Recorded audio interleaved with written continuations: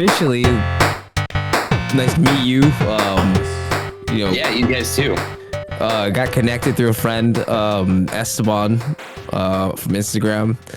We've had Esteban and Originetic on the episode before, and then so he was like, "Yo, this guy would be awesome to have, on an episode because comics." And then I just saw the whole Havoc Faction thing. You guys wore masks and the whole superhero vibe. Like that shit's awesome, dude. Yeah. Thanks, man. But definitely want to talk about that. Definitely right up our alley. Yeah, as you can see, you guys are my target demographic. Yeah, right. People who love fucking rock music and comic books. It's my shit. It's my people. It's amazing like how it all fits together, right? It really can, and the fact that no one's really ever done it before, other than like maybe a couple bands. Like, do you guys know Starset? You guys know that band? No, I have not heard of them. Starset's really cool. They're kind of like a Breaking Benjamin, like 30 Seconds to Mars, like what 30 Seconds to Mars used to be. Chevelle, they're like kind of like that, like cool electronic infused, like rock metal-ish. But they are a concept band that they have like a sci-fi space kind of theme. That's and they actually have put out a comic, I believe, distributed through Marvel. Oh nice. Shit. Yeah, it's cool. It was a fun read. They're a really cool band. They're the band that actually gave me the idea to be a concept band. Nice. I know I don't know many people know this, but Coed and Cambria, they're kind of the same. Yeah, they have every album has their story to it. Yeah, and they have a comic series on as well. Yeah.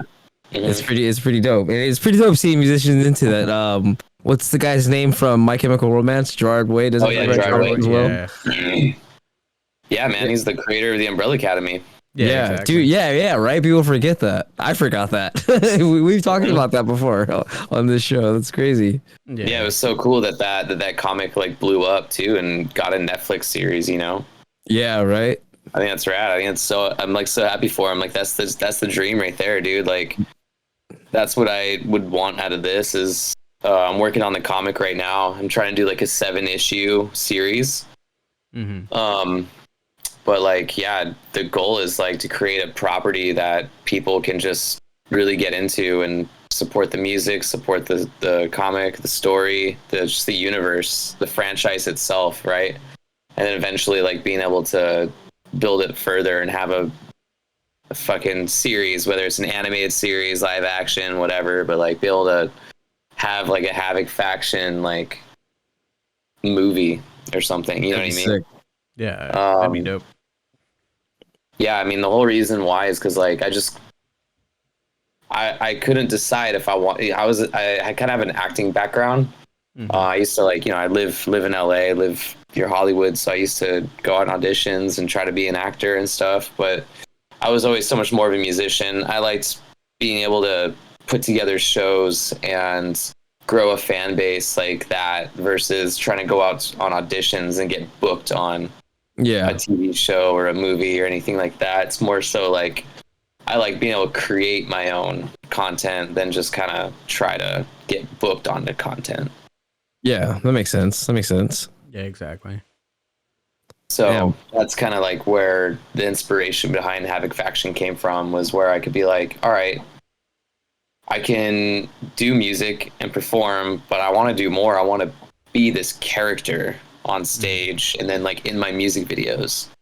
Nice. So how long have you guys been around as a band, or have you had this concept of Havoc Faction when you started it as well? Technically, so in 2016, late 2016 is when I came up with the idea. Okay. Where I was like, I want to be a concept band and I want to be vigilantes in a post-apocalyptic world. And that's all I came up with. I'm like, that's Nice. that's something. That's something. Yeah. And then from there, I kind of just started piecing everything together. I wrote the first song. The first song I ever wrote for Havoc Faction was Keyboard Warriors. That was my first song. I wrote and recorded that with my producer, Joel Ferber. I released that in I think January 2017. And then I used that to try to get bandmates. And I found a lead guitarist, and we wrote Home Wrecked together. That was my second song. And then I used that to find the rest of the band. Nice. And then we went into the studio later in 2017 and then recorded the Welcome to the Fight EP. And then we released that originally in 2018.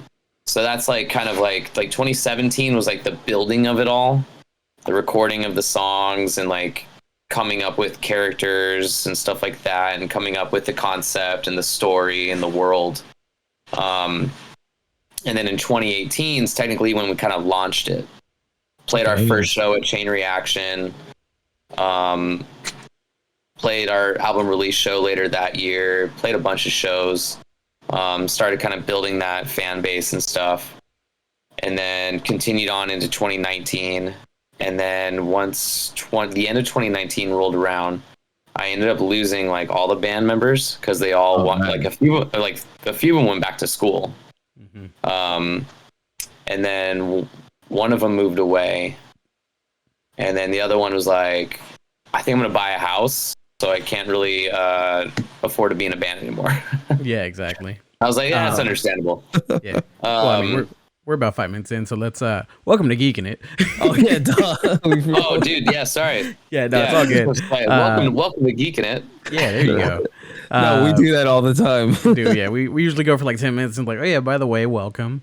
So if you guys don't know, can you introduce yourself to the lovely people at home? Yeah, go ahead. No, you. Yeah. Oh, me? Oh, yeah. I am Kyle Rutchland. I'm the vocalist for the band Havoc Faction. Yes. And it's a pleasure to be here. Oh, nice. Thank you. Nice, you know us, of course, Wilbert Darnell. He's over there somewhere. So you created this band, Havoc Faction. It's a group of vigilantes, basically. Was it hard to get people on board? Luckily, I was able to have friends at the time who thought it was a cool idea.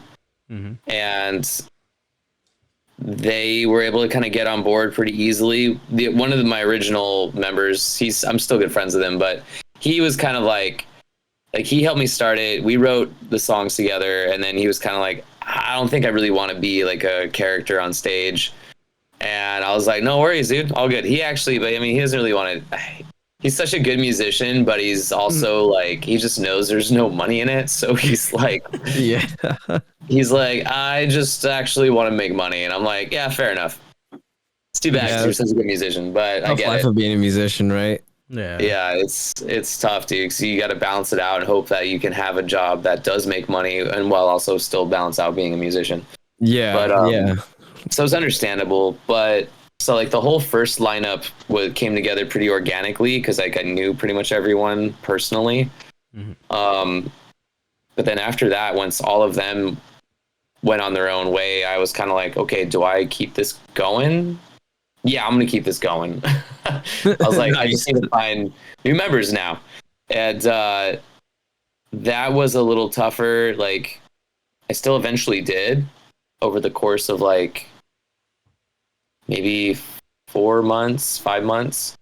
I kind of had a new full lineup by February of 2020. Mm-hmm. And then after that, the pandemic hit. Yeah, man. And then I lost everyone but my drummer because everyone's like, oh, I don't know what's going to happen, guys. I don't know about life. Don't know about being in a band. Don't know what we're going to be doing. The thing just changed everything, right?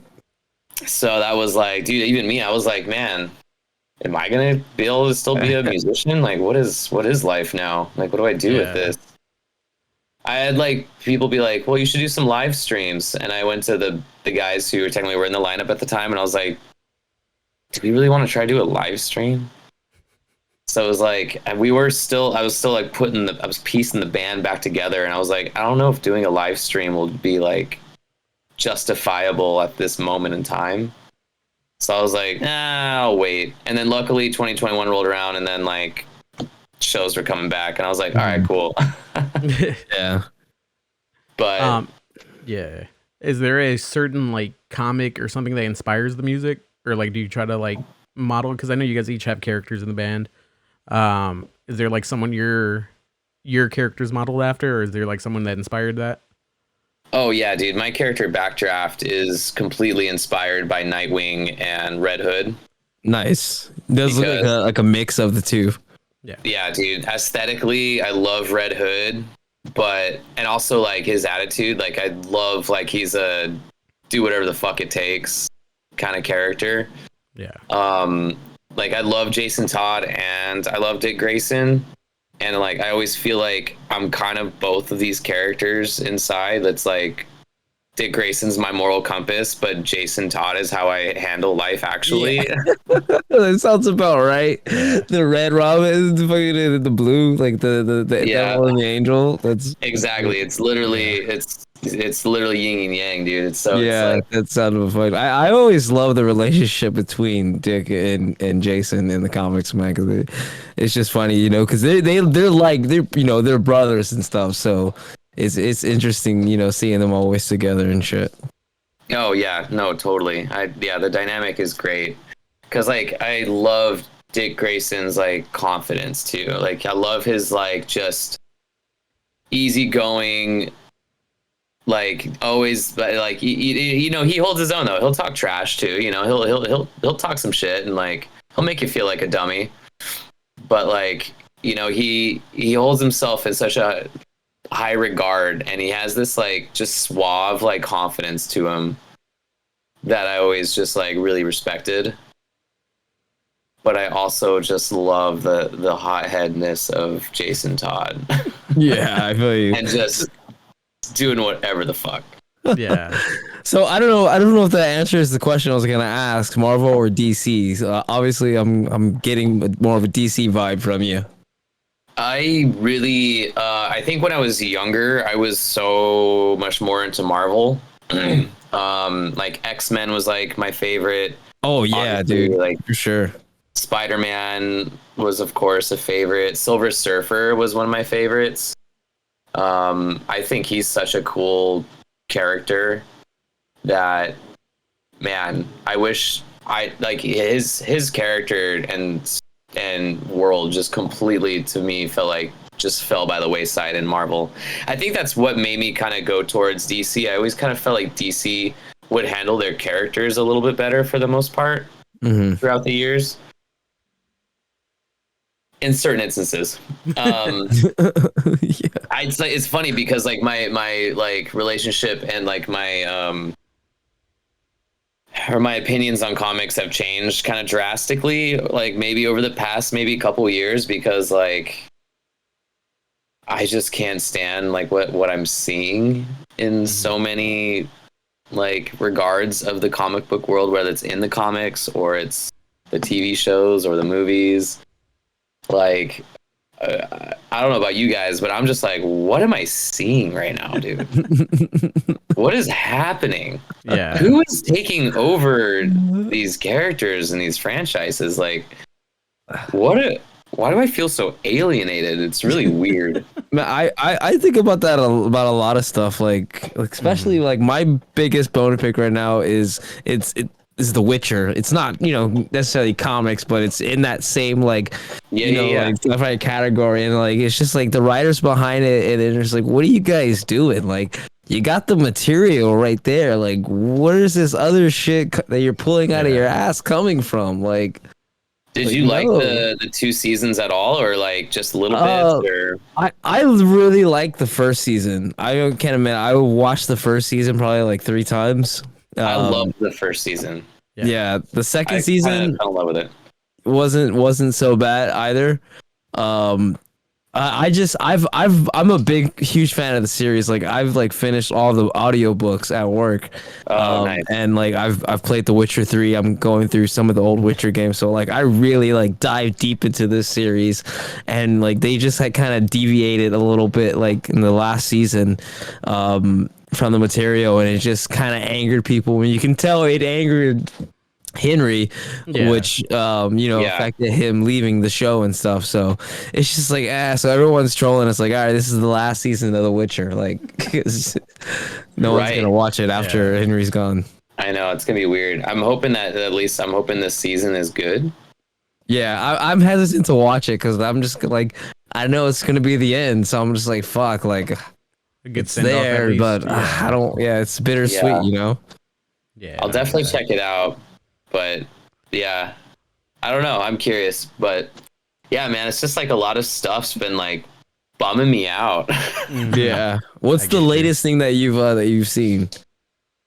As far as like, man, I just watched the Transformers movie.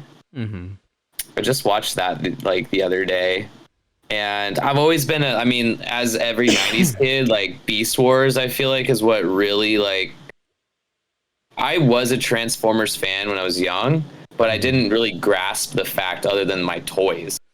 Yeah. Like I didn't really know the story or anything like that, but it was Beast Wars. Watching Beast Wars is what made me like a real fan. And then like collecting all those action figures and stuff. Like I was such a Beast Wars fan. And then as I got older, I got kind of more into like the G1 Transformers. And then I remember watching like the original like Transformers movie from like 86 or 87, whichever year. And just loving it. I'm like, dude, this is so cool. Like, what a cool like world and franchise. Yeah. And then even when the Bay movie came out, dude, the first Bay movie, like, come on, it was fun, dude. It was sick. It was epic to see that. Shia LaBeouf, you know, we all knew Shia LaBeouf from Disney Channel and shit. You know what I mean? Like even Stevens, we love that shit. Yeah. And then we got into and like our hormones were just raging. Megan Fox. So we got Megan Fox, like one of the hottest girls alive. Like, come on, dude. That movie was like such the epitome of. Dude, like, and I loved Hugo Weaving as fucking Megatron too. Dude, like, he was the whole build up to good, Megatron in that movie, like. They were like, wait, you have him here? Like, you have Megatron here? And they're like, wait a minute, no, you guys fucked up. And yeah, you guys just went south, dude. Yep. Dude, that movie is still fun to me. Like, I remember, dude, like the opening scene when that chopper just lands and just starts transforming. Yes. And like, you hear the sound and you're like, oh, this is so cool. Oh yeah.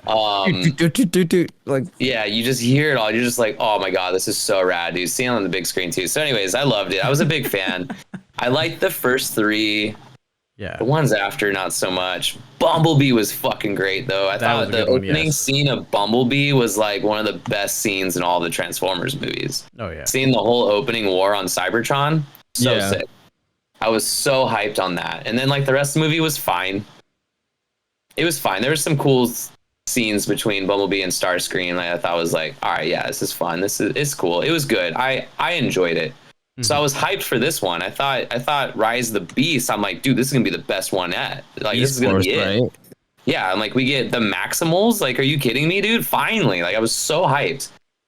All to be just like, to me, it felt like the most lackluster Transformers movie I think ever made. Like, it was even more lackluster than like, and Bumblebee was like supposed to be very self-contained. It was only between Bumblebee and Starscream. Like, it was pretty much it. It was just them two.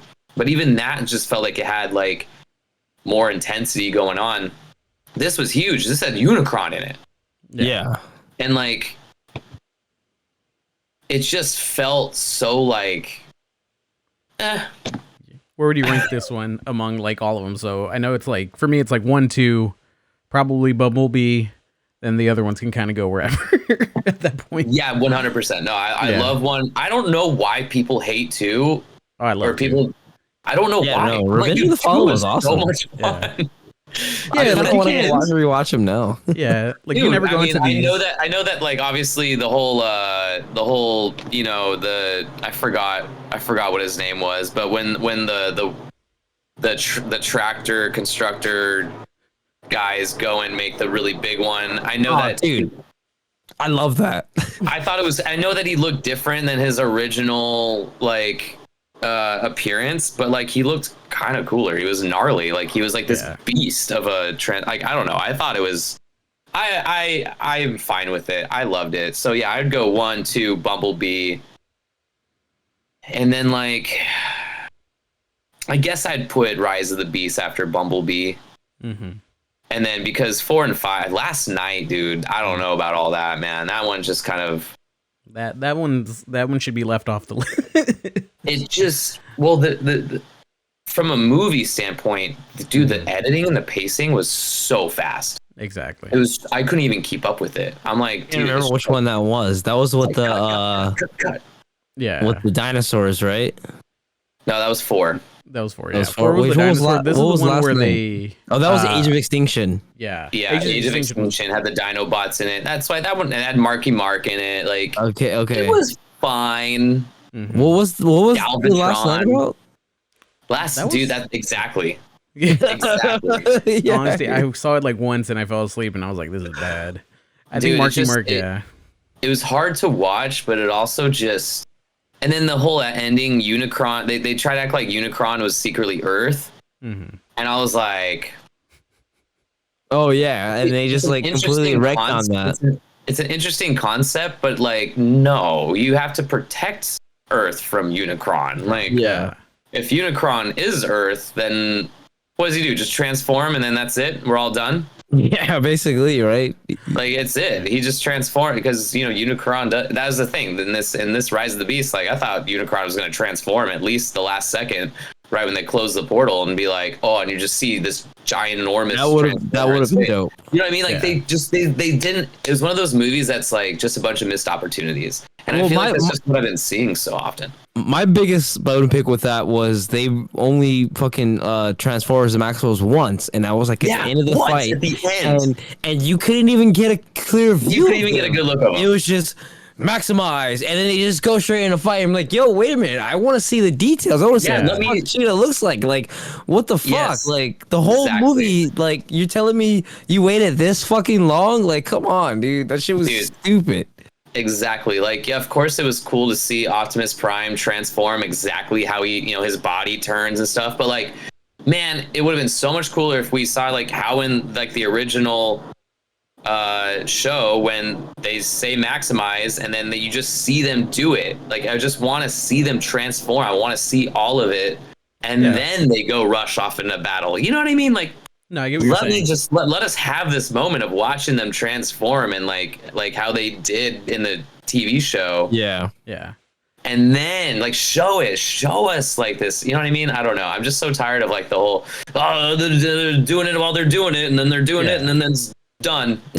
So many missed opportunities. Yeah. But another thing that I like that has me thinking about this film is this was supposed to be set in like the 90s, right? Yeah. How did they get on like Earth in the first place? Didn't they come to Earth in the first movie and like Bumblebee was already there or some shit like that? Like, what the hell's going on? I'm like super confused. Yeah, I think if I remember, like it. I don't remember. He found Bumblebee. Yeah. I think they're most likely gonna do another one. With the whole G.I. Joe thing. Which I'm like, what? Yeah. What are we gonna do with G.I. Joe now? Like, oh yeah. Yeah, that's gonna be interesting. Like, is it gonna be the Rock G.I. Joe and Channing Tatum? Like, I don't think so. That would just be. You might as well just throw the Fast and the Furious in there at that point. Yeah, aren't they saying too that John Cena is supposed to join like the cast or something? Because whoever his character was in Bumblebee is supposed to be like one of the G.I. Joes. Oh wow, that would. I mean, I guess that would make sense. If you're gonna do it, you might as well fucking do it. If they're gonna be ridiculous, just go all out. Like that's. I also heard that they're supposed to be doing like a prequel, like movie series with Optimus on Cybertron with like Megatron and shit before they had a fallout. Like and like they were brothers and shit. Like. So that's all we want to watch is just the Cybertron story and like the fallout and the war. Like that's all we want to see. Yeah, I think we're gonna be getting that. Like, why have we not gotten that yet? We got a taste of it in Bumblebee. I'm like, just give us that. Exactly. I don't know. These people, these execs, they have no idea. They don't. They have no idea what to do with these properties, and they just make these like half-ass movies and just expect us to just, and people just eat it up and they'll be like, yep, thought it was great. And you're like, you have no taste, bro. You have no taste. Okay, but I will say, like, we don't have to spend obviously this whole time talking about this movie, but yeah, it's okay. Yo, when what was his name? the Porsche. Oh, okay, yeah. Mirage. Mirage, yeah. Transformed himself as a suit onto him. That was dope. I saw that. It was kind of really cool. Yeah. It reminded me of one of the Transformer cartoons. Yeah, they do that. They give one of the kids, I forgot his name, the Witwicky kid or whatever, in the Transformers animated movie. He gets a cool little Transformer suit, and it can turn into like a car too. Like it was, so it's kind of like they did that, which I thought was really cool. That was a really fun part. But also, did you guys not get Mega Man vibes? Oh, you're right. Yeah, dude, he did look like Mega Man. Yeah, dude, his helmet and everything, his blaster. I'm like, dude, I didn't know we were Mega Man in this movie. Exactly. Oh shit. And now I'm like, I was just sitting there thinking like, how have we not gotten a Mega Man movie live action? That's actually that's true. You know what though? I think with Mario that just came out, I feel like we might get more movies like that because I haven't seen Mario yet, but I heard it was good. Oh, it's good. Yeah. I'm gonna probably have to watch that tonight. Oh yeah. No, it's a lot of fun. It's a fun movie. Yeah. That was a movie where I walked out with a smile on my face. No, really? Okay. Nice. Yeah. All right, I'm gonna have to watch that tonight because I think if they can pull off movies like that, then they can do a Mega Man movie. Oh yeah, definitely. Dude. Yeah, if you grew up watching or playing any of the Mario games, you're gonna be like, oh shit, like look at that in the back. Just look for all the Easter eggs. That's when you're really gonna be like enjoying that movie. Yeah, exactly. And but I definitely I'm not gonna lie though, I don't want the little kid Mega Man. I want Mega Man X, dude. Oh yes. Man, if you're gonna give me a live action Mega Man movie, I want Mega Man X and Zero. And I want it PG-13. I want Maverick Hunters. I want it to be super cyberpunky and dude, brutal. Dude, if I had money. If I had just millions of dollars, we would already have this movie. Yeah, definitely. Man, I don't know. They need more guys like us, in the film industry. I don't know why they're make not, this movie, make it like this. Don't do this. You'll fuck up and upset a lot of fans. Dude, the fact that there's people that are like you and me that are podcasters or YouTube content creators. There's people that have huge followings, right? That they talk about this stuff all day. Why are they not bringing in the top 10 people like that and being like, okay, guys, you know a lot about this. Your fan bases know a lot about this. What should we do? Right. We want to create a Samus live action movie. What should we do? What is necessary? What do we need? You know what I mean? And then just let the fan, let these people who are hard workers with clout or whatever and be like, yeah, cool. Yeah, we can tell you exactly what we need. Yeah. You know what I mean? You don't need to necessarily pull off any average whatever. There's people on YouTube and shit, thousands, hundreds of thousands of followers. There's people that know what they're talking about. Consult them. Yep. Talk to these people. You don't need to go a bunch of randos, but at least pick a few of the top content creators with some clout and just consult. Right. I think that would be definitely the way to do it. It's smart business. Oh yeah, definitely. Yeah, I just don't understand, dude. It's wild. But anyways, all of that is why I want to create my own content franchise, characters, world building, all of that, because I'm upset that the things that I love are just starting to die. Yeah. The things that we grew up on that were dude, I'm not gonna lie, dude, this new Ninja Turtles movie. Oh no. I'm not hyped. Oh, is it the Seth Rogen one? The Seth Rogen anime? Yeah. Have you watched the trailer for that? Yeah, it looks. I mean, I haven't really been hyped for a Ninja Turtles movie in a while, so. Dude, yeah, the last one was honestly kind of fun. What was the last one before that? Bebop and Rocksteady, you know, seeing them live action and stuff. That was pretty fun. It definitely gave you the feel of the 90s kind of Ninja Turtles. That one I thought was way better than Transformer Shredder, the first one. Oh yeah, that one. But was at the fun. same time, as much as I love Arrow, and I loved the first 2 seasons of Arrow and Stephen Amell. Yeah, Arrow was fun. Casey Jones would have been great except for he didn't have long hair, and that just makes me mad. Yeah, I was thinking about that too. Like, I mean, it's not like people say like, oh, you're nitpicky, but it's like you want to see like.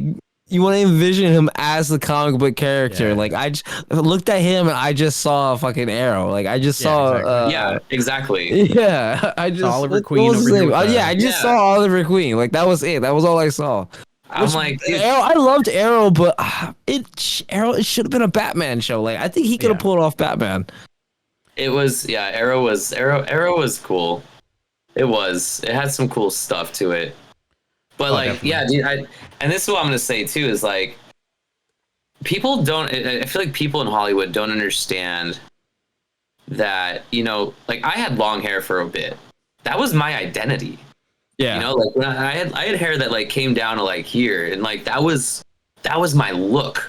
That was how I acted. Like that was my identity at the time. You know what I mean? Yeah, so like, I know how you. I know. You know how it is. Like when you ever had a friend who had a certain look, and then you don't see him for a while, and then you see him, and their look just completely changed, and you're like,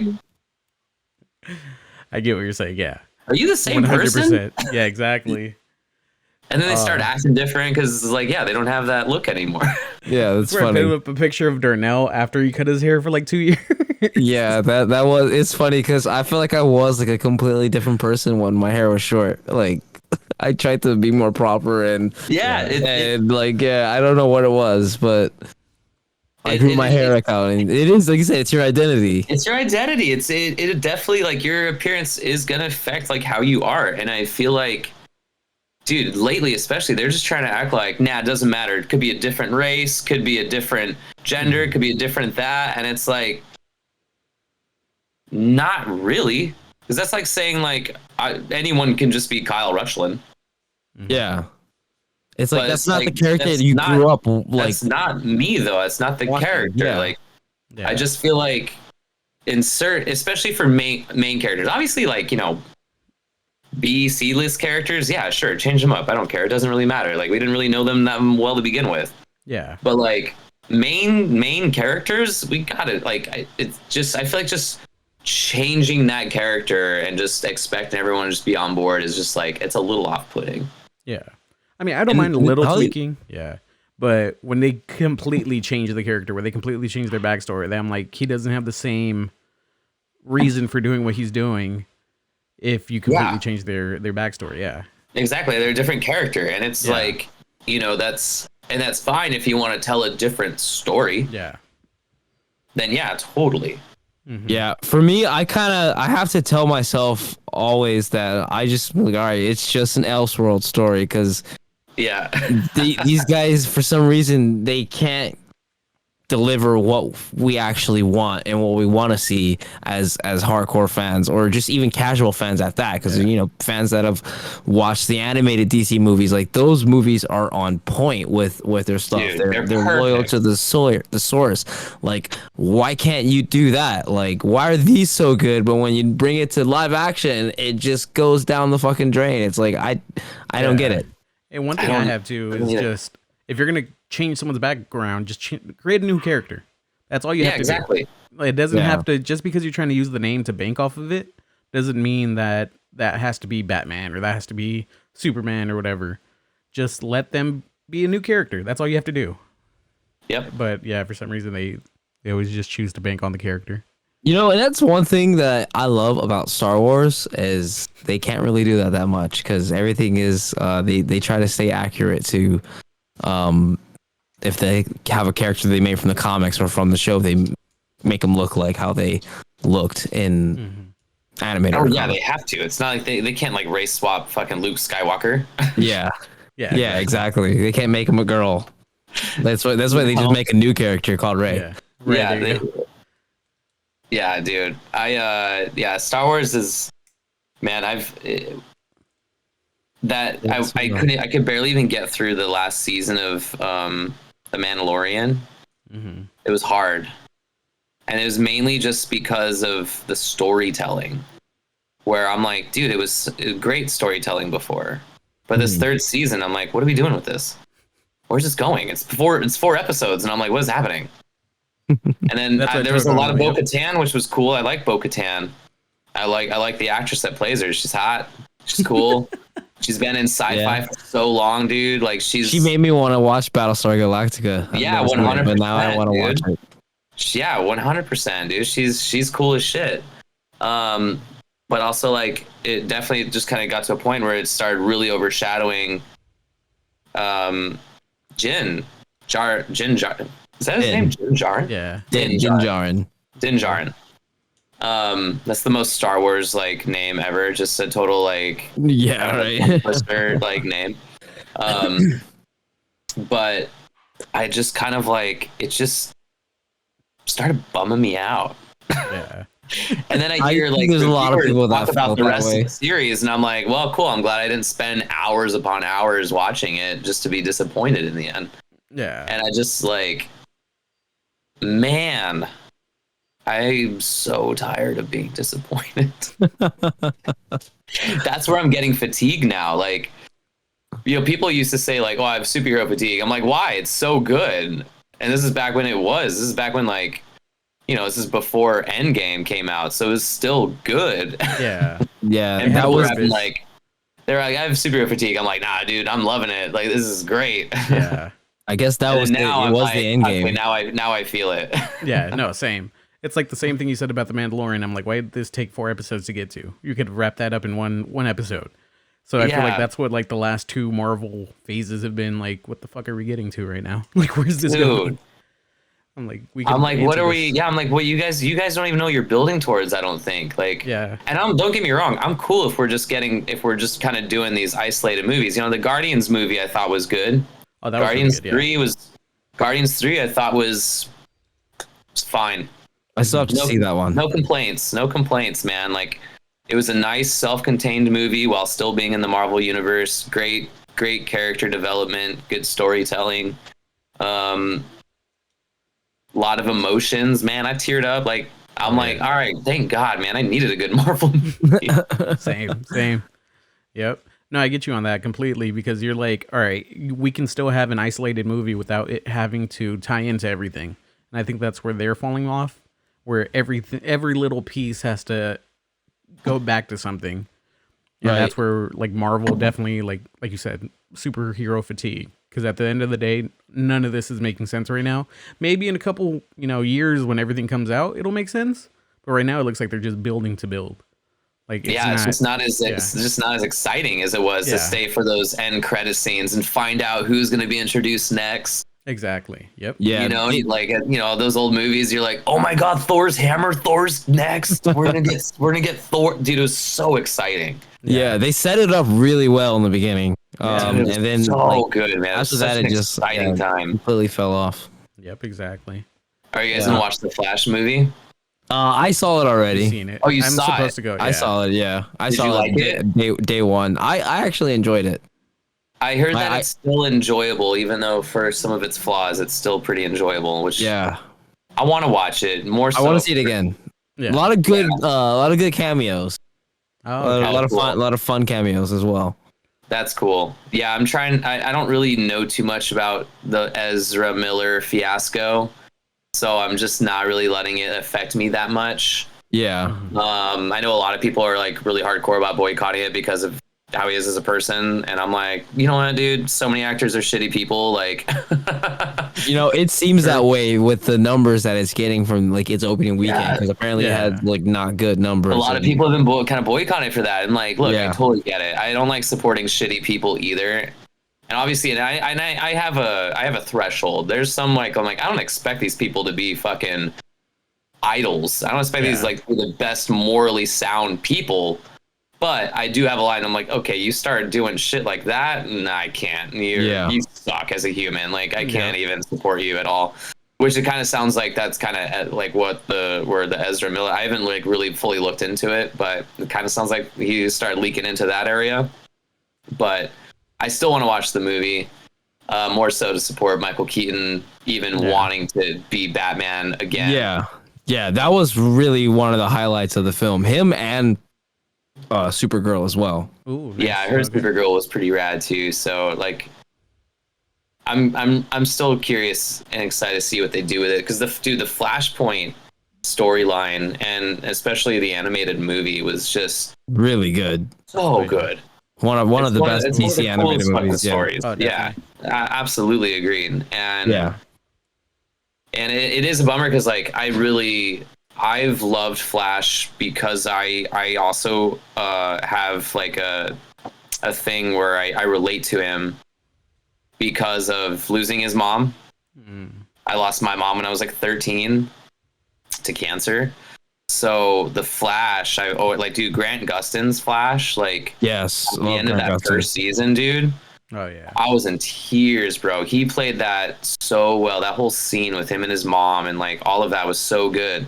So I've always loved like that, and this whole Flashpoint thing of him going back just to save his mom. Like I always thought it was just such a powerful fucking story, and personally for me, because I relate. So that's also why I do want to see it. Well, but, I'm not gonna lie, it is a really like it's a tearjerker. Like it's definitely one of those stories where like there were some field trains going on in that movie, and I'm just like, damn, good. Like that makes me happy. Like, it's not. Yeah, I think like honestly, I'm gonna go watch it again. I highly recommend to our listeners to just watch the movie. Just give it a chance. Yeah, just give it a chance. Yeah, definitely. That makes me happy. I definitely do want to check it out. Nice. I know you're seeing it tomorrow, Wilbert. Oh yeah, I'm going tomorrow, so I definitely like we said, superhero fatigue, so I don't go see him on day one or weekend one anymore. Eventually I get to him. I saw it last Thursday, like like one of the first shows. He texted me like at 10 or not even, it was like 8 on friggin' Thursday, like, oh, just saw it, go watch it. And I'm like, it just came out. Were you there already? I'm That's like, awesome. No. Yeah. But back to the band really quick.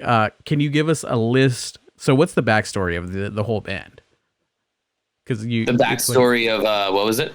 Or the whole band. So you guys are just vigilantes. Is there like a whole story behind the band, or? Oh yeah, dude. As far as like a little bit of the world. Yeah, exactly. Yeah. So Havoc Faction, it's in a post-apocalyptic world after a group of these elite scientists, these biohackers, bioengineers, right? These gene splicers. They develop this way to release this virus. It's funny because I came up with this pre-pandemic. I came up with this like late 2019, early 2020, before all this Wuhan stuff came out.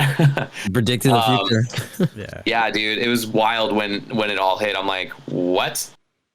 But I came up, these elite scientists, they came up with this virus. They released it onto the world because they wanted to kind of reset the world. Essentially, they're kind of like that kind of organization, right? Mm-hmm. But they also want to like enhance humans. Basically, that's why they want. It's kind of falls in line under a Hitler kind of thing, where it's a very like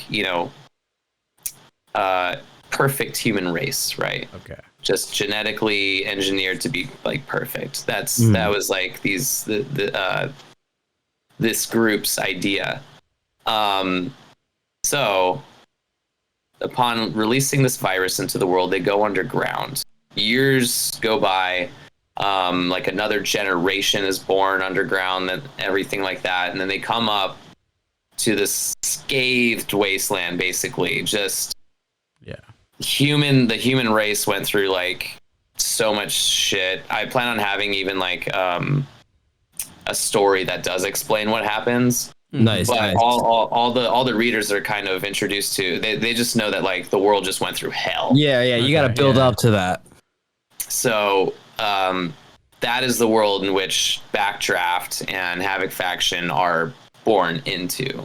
Okay. So these elites is what I call them. They create this city called Unity City. This is their first like kind of civilization that they are going to be using as this like standard, right, for modern civilization, where they're going to be rebuilding the world in this kind of image. Outside of Unity City is this settlement called Outer Haven. Outer Haven is where they actually had to push some of their civilians out to in order to help start expanding. Mm-hmm. And of course, it's painted in a way of like, in this altruistic way, like you're helping us out, like you're being, the better of us, you're expanding, you're doing all this, all that, they try to paint it in this like really positive way. But of course, it's just, you drew the short end of the stick. Yeah. Good luck. Yeah, right. Exactly. So that is where like Backdraft and the other, I call them Acclamites. Mm-hmm. Acclamites are this new breed of genetically altered human, formed basically by like they evolved because they're meant to adapt to this new wasteland. Basically, I take a little of X-Men inspiration there. I love X-Men. So that's dope. Who doesn't? Yeah. So it's like a little bit of it, like, they kind of jumped that evolution a little bit. They're already kind of genetically enhanced, but they've now they're able to take it a step further. You've adapted to their environment. And adapt to their environment a little bit more. So like, for example, my character Backdraft, he's like heat proof, fireproof. Nice. Extreme like heat and temperatures, stuff like that. Can walk through fire, take in heat, things like that. I have another character who can transmit like electricity, like how we all have like electricity like kind of naturally running through our bodies. Yeah. So this character can kind of naturally like use that to actually like kind of power things. I have another character. His like adaptability or his acclimation is what I call it. Nice acclimation. Acclimation. His thing is he can perceive time differently, and he can react like way faster than a normal human being. Almost like kind of like the Flash. It's more just kind of sudden movements rather than like being able to run really fast and do all that kind of super speedy stuff. It's kind of more just. It's more of just like a reflex kind of like thing. Like a spider sense, maybe? Yeah. It's kind of more like that, where you can kind of just perceive time differently, move really quickly. Like I like kind of the idea of him doing these like really cool movements and stuff, like just like the Matrix almost. You know what I mean? Just like kind of that moving, and like we perceive it as like you see it like on screen. It's almost like a slow-mo kind of thing, but in reality, it's like this really quick, fast movement. So things like that, like they're not as like outlandish as like X-Men powers, but they're kind of like drawn from like things that like are kind of like within nature. Gotcha. Like I even had a bandmate who, my last bassist, his thing was he could like exude smoke from his skin, steam essentially, and create like a natural cloak. That was like kind of derived from, I found this bug that can do that. Oh shit. There's this bug that can like exude this like steam from its body, and kind of like shoot it out from its behind, but it was kind of interesting to watch on video. Right. But it was kind of cool though, watching this bug just like farting, and it's like, basically it's just this steam. I'm invisible. Yeah, it was kind of cool. So anyways, that's where I kind of get ideas from. I try to get it from like kind of things, because like it was inspired by CRISPR. Have you guys heard about CRISPR at all? No. What's CRISPR? CRISPR in real life is this company that is all about gene hacking. And, oh shit. Like they're the company that you would go to if you wanted your kid to make sure it was born with like blue eyes. Oh shit! And, oh wow! And dark hair, things like that. They can kind of change the genome sequence and like give you these physical attributes that they want to have. I mean, it costs a lot of money, but like, I didn't know people like that can do that. They're also trying to be able to utilize that with curing certain diseases and stuff. But yeah, it's gene hacking is a thing. There's a documentary on it on Netflix called Unnatural Selection. It's really interesting. Damn, that's pretty rad. That's crazy.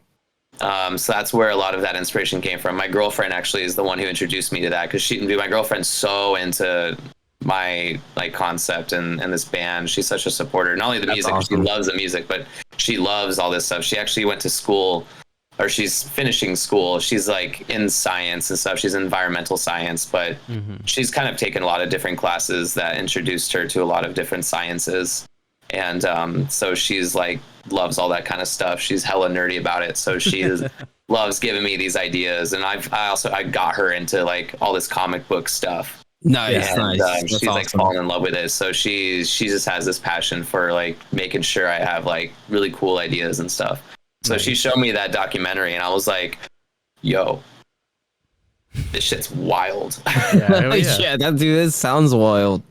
But yeah, so I'm trying to, I like to, like any good sci-fi, like it's all about taking like real life things and just kind of building on that. Yeah, exactly. Nice. So that's kind of like, that's in a nutshell, like kind of what Havoc Faction kind of is. It's just the story of these small group of people growing up in this wasteland, fighting basically the overpowering government that is Unity City. And because there's obviously a big status gap between Outer Haven and Unity City, so it's like it's my way of kind of really being able to play on that social commentary between statuses, because I feel like so much happening right now is like so many people are focused on like race or like cultural stuff, where it's like, guys, the thing that's really the thing that's really fucking everything up is the status gap. Yeah, like, that's where it doesn't matter what race we are. We're on the same playing field. Yeah. You know what I mean? Like the people are not on our playing field are the ones that are, sitting pretty up here with all that just wealth and just all this, just it's disgusting sometimes to know how like just wealthy some of these people are and how they got there. and how they spend their money and what they do. How they spend it, dude. And it's just, so that's always been a big thing for me. Is like, I like to focus on kind of commentaries like that. And so that's kind of the adversary on top of like, I like interpersonal stories as well. That's why I always like Nightwing or Spider-Man, because they're such a down to earth character and they're just fighting a lot of street level stuff, but also they're trying to pay rent, have a job, relationship issues and relationship stuff. So I love that kind of thing as well. So it's like the only extra layer I add on to my stories now is like it's in a post-apocalyptic world. So there's certain things that just absolutely don't matter. Yeah, right. Like money isn't necessarily a thing. It's more of a barter system in this world, just like any kind of post, like Fallout. You know what I mean? Like kind of that kind of vibe. So it's not really so much of like a money status issue. It's kind of more so like you have all these resources and you have all this protection and all this technology that you're just keeping to yourself. And instead of trying to actually take care of other people around you or anything, you're just looking out for your own. And so that's kind of more so the social commentary that I'm at least starting on. Of course, I want to grow from there. I don't like to focus on just one thing, but that's kind of like the first big adversary and storyline that I'm gonna be like the arc that I'm exploring. As far as with my music too, like my music is like, I write songs. I don't know if you guys know, like Rise Against, you know what I mean? Yeah. Rise Against is a big one that I really like. A lot of like I take a lot of inspiration from punk bands. Okay. That we're always just like fuck authority, like just all that. Yeah, that seems like it. Havoc Faction, like the band, they like based off of the look, it seemed like you guys would be like like a fucking like punk band. Yeah, that's kind of the thing. We try to be this like, I mean, that's my roots, man. I grew up on punk. Yeah, I can hear it. Yeah, I can hear it. I can hear the influence. Oh, definitely. And when you said when you said Rise Against right now, I was like, oh yeah, I can hear that definitely. That I hear a lot of like Breaking Benjamin in there, a lot of stuff that. Yeah, they're a favorite. Like, I love all that kind of stuff. Yeah, whether it's like kind of politics or it's philosophy, or like I said, just like intrapersonal kind of inner demon stuff that we all are kind of facing or struggling with. That's usually the kind of messages or stories that I write about lyrically. Nice. Gotcha. And also that's the kind of stories I want to tell in the comic. I like stuff that's like relatable, but also not afraid to be dark, not afraid to be real, but also like give you that hope too. You know what I mean? I feel like it can't just be just a dark story. Like you gotta like find your clarity through that and like come out the other side. I always feel like that can get lost sometimes in certain stories. It's like where's like the up part? Yeah. What brings me out of this darkness? Yeah, right. It's nice to relate to something like, oh yeah, I feel dark and down and sad and all that too, but where and when do we come out of it? Yeah, exactly. I mean? And there's I always that light feel like at the end of the tunnel. Yeah, I feel like that's necessary too. It's about like picking up as well as just being relatable. So that's kind of what I go towards. I try to even like I have this one new song that I'm working on that I'm really excited about. Yeah, I was gonna ask you. So you say you're working on some new material right now? Yeah, dude. I have these new songs that I'm super stoked about. We're probably gonna be putting out a new EP finally. Mm-hmm. Probably 5 songs is what we're aiming for. Okay. We have 3 that are pretty far along. 2 of them are totally punky, post-hardcore, fun, just semi-aggressive, but like just kind of that angsty circle pit kind of feel. But I have this one song that's a total just emo anthem. Just an emo anthem banger, and it's called I Am More. And the whole goal with that song, it's because the first chorus is I am more of a mess than I'd like to admit. So it's about just like being able to call yourself out and know that like or have that self-awareness of like, man, I'm fucked up. Mm-hmm. I'm a mess. But it's like, what do you do next with that, right? It's so this song's about like being able to have that self-awareness, but giving yourself that grace and pushing yourself through that to come out the other side and have this like more self-acceptance, and then feeling good about letting go of the shit that holds you back, basically. Yeah. That's going to be the message with that song, and that's because that's been something I've had to kind of get through myself, and I feel like it'd be a message that anyone who has some hard days could just jam out to. Nice. So are you guys doing any live shows coming up to promote it, or anything you guys have coming up?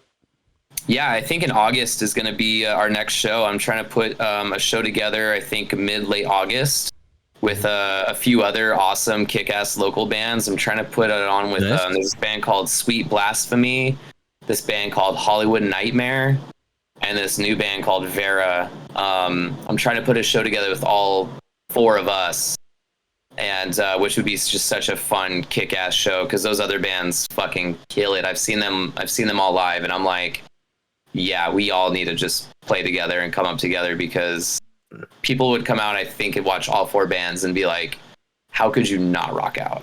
Hollywood Nightmare, that sounds familiar. Sounds like I've heard of that band before.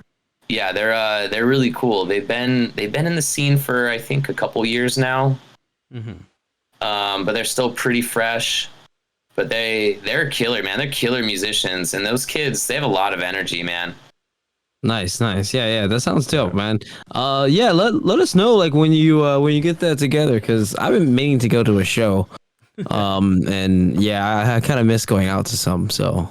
Oh, dude, I definitely will, and I definitely plan on having a fight scene for sure. When I'll be bringing out my villain for this show. Oh, nice. So you'll get the full Havoc Faction experience when we have our choreographed fight scene and stuff. Oh, that sounds awesome. In our set, yeah. I can't do it every show because my friend who plays my villain, he's not available every time, but also too sometimes the venue itself just isn't the best to be able to do the choreographed fight scene at. Yeah, but I'm gonna make sure that this next one definitely gonna have it. Oh yeah, That sounds awesome. So yeah, it's a lot of fun. We try to do cool shit like that. It's memorable. You're like, who's this guy? Like he's this big guy. He's like 6'4".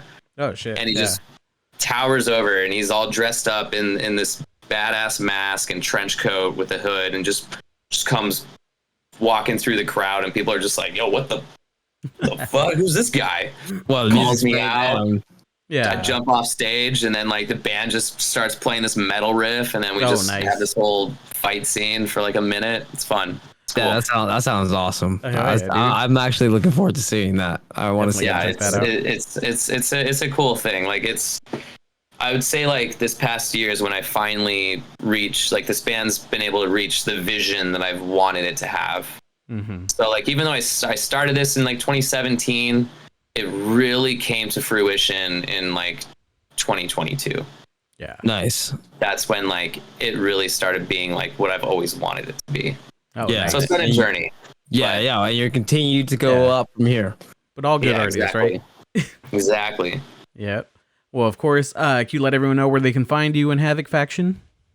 Yeah, you can follow me personally at backdraft.official. It's BACKDRAFT.official. I follow the band at Havoc, HAVOC _faction, FACTION. And we're on Spotify, Apple Music, YouTube, everything. You search Havoc Faction, we're the only thing that comes up. Nice. So, I try to make sure I name this band a unique name that yeah, right. That's always the best. Get lost in the shuffle of the internet, you know. Yeah, right. Well, one thing we like to do, obviously, we're big supporters of music and bands, so we like to close out the show by playing one of your songs. Oh, kick ass! Yeah, so I believe, can you introduce it for us? Oh yeah, dude. Is it going to be Conflicts and Confrontation? Yes, it is. If that's the one you want. Yeah, that's the one you want to. There you go. Let's do that one. That's our newest single that we just put out in January. Nice. So we'll end it with that one. As always, you guys can follow us on YouTube, Instagram at geekinitpodcast. Follow me and Darnell, Rose City Will, Vampire in the Sun _ Yeah, and then we'll definitely put your links for your Instagram and the band in the post as well. Definitely. We'll post all that. Whenever you guys have a show, just let us know. We'll help support any way we can. And until next time, guys, deuces. Hell yeah. Yeah. Cheers.